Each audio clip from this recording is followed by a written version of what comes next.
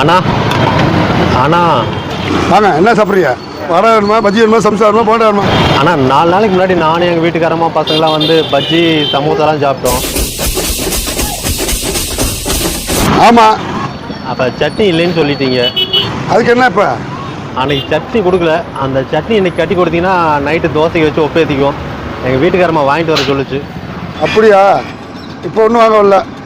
அதெல்லாம் ஒன்றும் வேண்டாம், சட்னி மட்டும் கட்டி கொடுத்தீங்கன்னா. ஓடி போயிரு, கடுப்பு ஏற்றாத, என்ன சூடாக இருக்கு.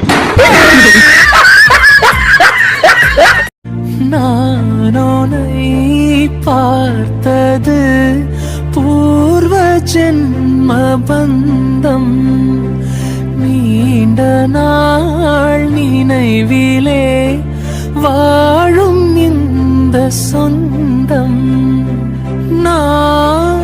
நீ நீ நீ நீ நீ நான் வாழ்வோம் நிலவு தூங்கும் நேரம்.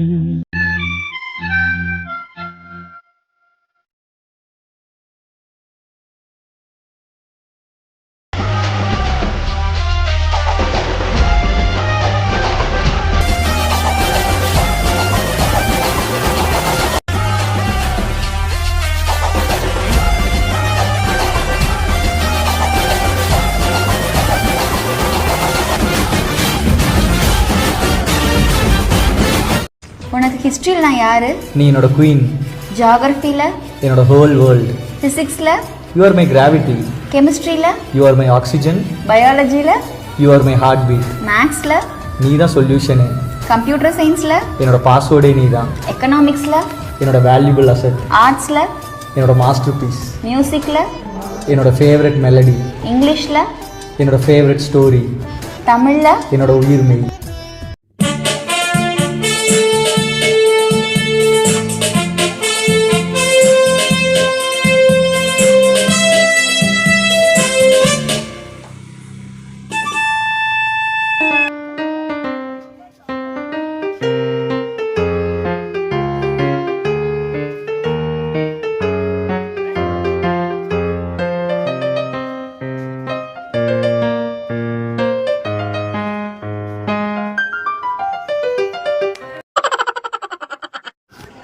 நவா மரத்தில் இப்படி கொத்து கொத்தா நவாப்பழம் காய்ச்சி பார்த்துருக்கீங்களா?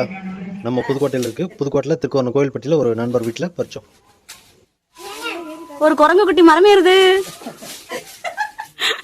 குட்டின்னு சொன்னதுதான் தப்பு. ஏய், மரம் ஏற தெரியுமா? ஏன் ஃபர்ஸ்ட் நல்லா நில்லுங்க. மரத்தை மேலே ஏறியாச்சு. இங்கே பாருங்க நவாப்பழம் எவ்வளோ இருக்கு.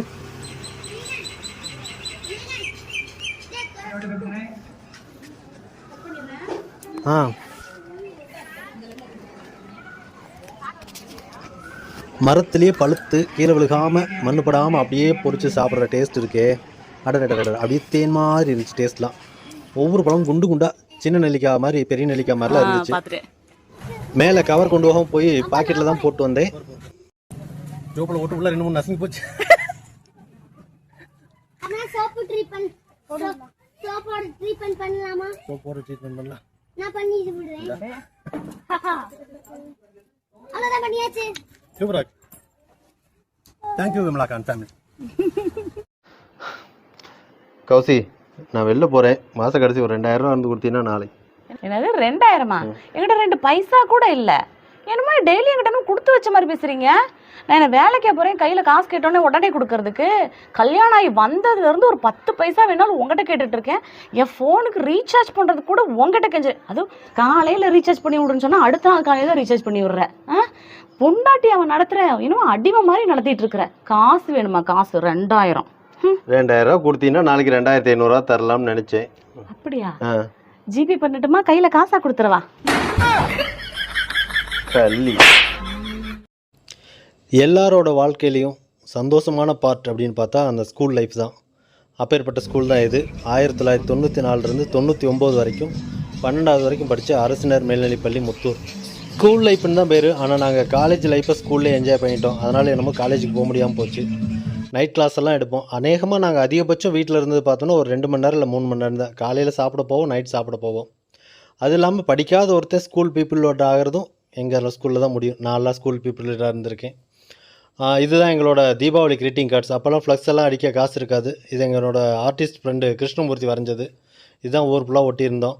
இது என்னோட நண்பன் சிசிங்கிறவனோட ப்ரோக்ரஸ் ரிப்போர்ட்டு. அவங்க அப்பா நம்மளோட இல்லை, அவரோட கையெழுத்து இதில் இருக்குது. 12th GM அப்படின்னாவே ஒரு பயங்கர இதாக இருக்கும். அதே மாதிரி 12th ஆர்ட்ஸ். GMல ஒரு 18 பேர், ஆர்ட்ஸில் ஒரு 9 பேர். நாங்கள் சேர்ந்து பண்ணாத வேலைகளே கிடையாது. அவ்வளோ ஜாலியாக இருந்துச்சு. Cone cake, parotta, Murugesh sir, Balu sir, Meera teacher, MGS tuition centre, அங்கே சிவகுமார் சாரு, இன்னும் நிறைய சொல்லிகிட்டே போகலாம். இதெல்லாம் அந்த காலகட்டத்தில் உள்ளவங்களுக்கு நல்லா தெரியும். இந்தியன் படம் பார்த்தது, அனகோண்டா, ஜுராசிக் பார்க் இதெல்லாம் பார்த்தது. இதுதான் நான் ஸ்கூல் படித்து முடித்த அடுத்த வருஷம் என்னோடய சபரிமலை பயணம் நடந்துச்சு. இவ்வளோ சுவாரஸ்யமான சம்பவங்களையும் கௌசல்யாவுக்கு சொல்லியிருக்கேன். எங்கள் ஸ்கூலை காட்டினேன். அதுக்கு முன்னாடி எனக்கு இன்னொரு சந்தோஷம், எந்த ஸ்கூல் முன்னாடி அரசு பள்ளி ஆசிரியரான என்னோட மனைவியோட நின்று ரொம்ப சந்தோஷம். இதுபோல் உங்களுக்கும் பல சுகமான நினைவுகள் உங்கள் பள்ளியை பற்றி இருந்ததுன்னா கமெண்ட்டில் சொல்லுங்கள். நன்றி. ஹாய். வாங்க. ஏம்மா என்ன டல்லாக இருக்க? இன்னைக்கு அந்த அம்மா வரலையா வேலைக்கு? ஆமாங்க. இந்த வேலைக்காரிக்கு எவ்வளோ திமிரு பார்த்தியா? இன்னி சரி வராது, இந்த அம்மாவை தூக்கிட்டு நம்ம வேற ஆளை போடுவோம், அப்போ தான் இதுக்கு சரியாக புத்தி வரும். இல்லைங்க, வேலையை விட்டெல்லாம் நிப்பாட்ட வேண்டாம். இந்த மாதிரி ஒரு நல்ல ஆள் கிடைக்கிறதெல்லாம் ரொம்ப கஷ்டம். கை சுத்தம், நம்மளை பற்றி அக்கம் பக்கத்தில் போய் வெளியில் எதுவும் புறணி பேசுறதில்ல. இந்த மாதிரி ஆள் கிடைக்கிறதெல்லாம் ரொம்ப கஷ்டங்க. பேசாமல் அவங்களே இருக்கட்டுங்க, கேட்குற சம்பளத்தை கொடுத்துட்டு போயிடலாமே.